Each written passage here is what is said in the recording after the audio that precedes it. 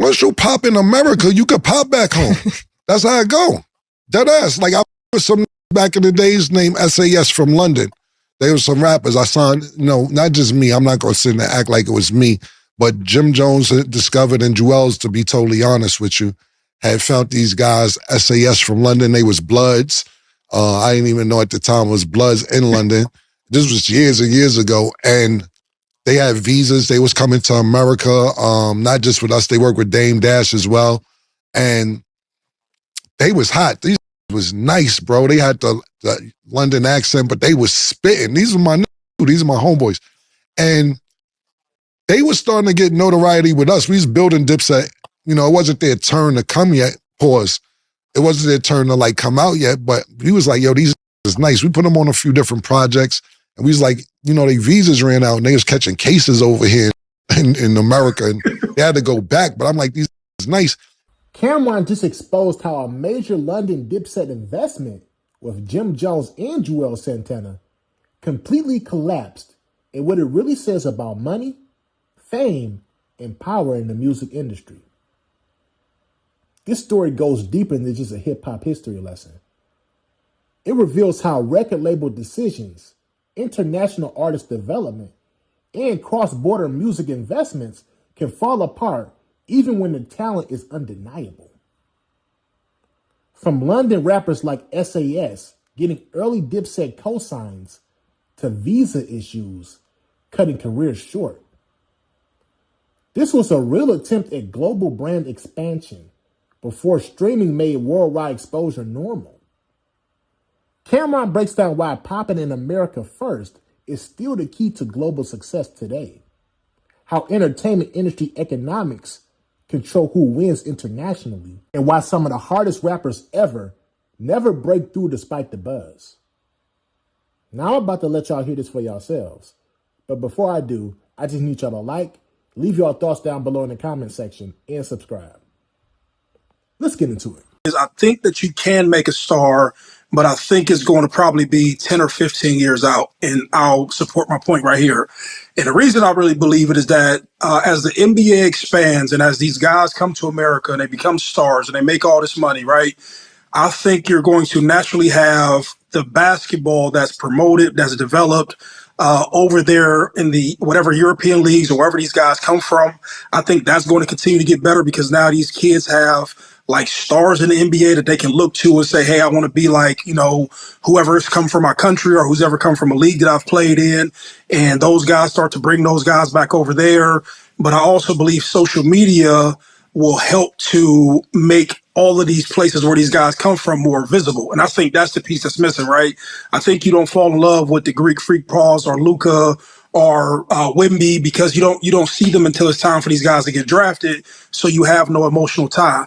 And so I believe like that, right? I think music is a bit different because music doesn't have boundaries now, and you listen to it and you consume it in 1,000 different ways. And I think that like Drake makes good music, but I think he also, that kind of sits in a different box. But I think with sports in particular, I think you have to know stuff about people. And I think as they're making the game more like internationally based, I heard Gilbert Arenas said the other day, he was like, I think the league has gotten softer to open up the league to European players because I really believe like Adam Silver and who's ever board of directors or whoever they may be, I really believe that these people believe that the ball that's being developed overseas is a lot better than AAU basketball. And so I think that you shift, like you'll always get your American players just because you always have talented guys. But as you're trying to expand like your distribution, your TV rights, the brand in general as the NBA, I think that it can happen, but I don't think it's happening anytime soon.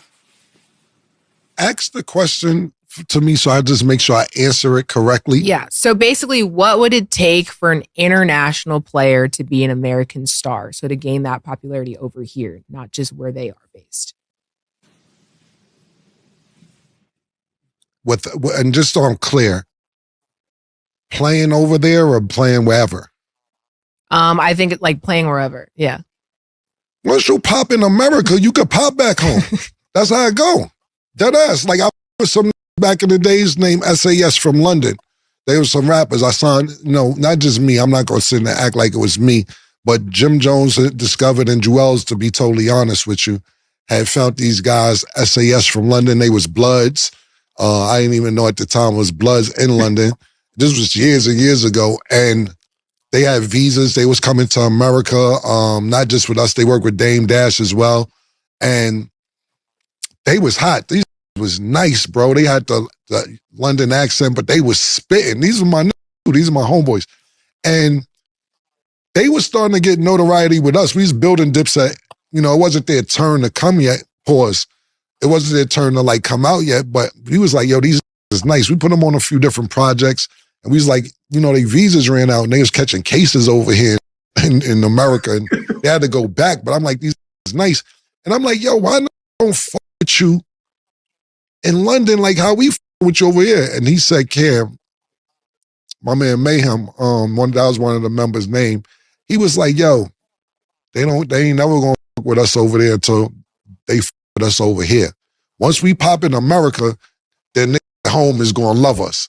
I'm like, that's kind of up. So you gotta think about this. It's a lot. Look at Joker, right? Joker almost didn't want to go to the parade after they won the championship. Denver Nuggets, that is. He like, parade in 3 days? No, I got to get back home. Joker loves where he's from. He wants to be home. You think if the Joker could make the same amount of money playing basketball at home, that he wouldn't stay home? He would definitely stay home. He wouldn't come over here. If you're making the same amount of money here at home, he would stay home. Same thing with Luka, same thing with everybody else. Them know once you pop here, this is where it counts. A lot of people say this, and I'm not getting into no political. Only reason they ride out on us yet, pause. I'm talking about other countries because we in debt like a mother talking about America, is because of our entertainment value. We have the best entertainment in the world, whether it's sports, whether it's movies, whether it's TV. We are the capital of entertainment in the world. You know, basketball games come on, staying up to 4, 5, 6 in the morning to watch the championship because the time difference, so on and so forth, to the point where they're trying to figure out how to put NBA teams in Europe. And could we expand football teams in London? That's why every year they go over to London and play a couple games, football-wise or basketball-wise, because if they could expand it, they could, but the time travel, et cetera, is just be too much for the players. They got NBA League in Africa right now, where J. Cole was playing, and they developing over there. We are the #1 entertainment place in the world, and people know that. So the reason people come here is so they could go home and stunt. Yeah. You see, America love me, because you talking about. Them love me, nigga. I've been acting funny, because I'll go back to Milwaukee. Giannis voice. I know you ain't acting funny. I go back to Dallas, where I'm Luka voice. You know what I'm saying? These go home in the summertime. They don't want, not saying they don't like America and they don't like, they just want to go home. Same thing if you played in China, whatever professional sport, outside of stuff on Marbury, you know, he loves it over there. I'm just saying, want to go home when they finish working, man. Love home. This Cameron story really shows how unpredictable the music business and entertainment industry actually is when you zoom out and look at it from a global perspective. From my point of view, this is less about a failed Dipset moment and more about timing, infrastructure, and how international music markets were not fully connected the way they are today with streaming platforms, digital distribution, and social media marketing. And here's a key business fact for y'all.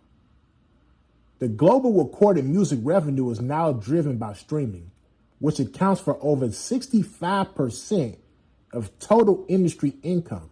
What I take from this is that Dipset was ahead of its time in trying to build global connections, but the ecosystem just was not fully developed yet to support it at scale in a sustainable way. So let me ask y'all this. Did Cameron and Dipset actually have the right idea too early when it came to breaking UK artists like SAS in America? And do you think they would have handled that London investment differently if it happened in today's streaming-driven music industry? Let me know your thoughts down below in the comment section, and make sure you like and subscribe. Peace.